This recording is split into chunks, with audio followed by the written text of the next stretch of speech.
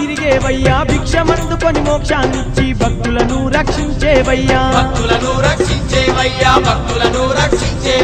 బయటి చోలను కుడికి వేసి నీ పల్ల జడల పాయలను ఊపుతూ గడప గడప పూజలనే అంది ఘనముగాను దీవించేవయ్యా పులితోలే నువ్వు దుట్టినవో శ్రీశైల మల్లన్న పుడమికి నువ్వే రారాజువో సిరిగల్ల మల్లన్న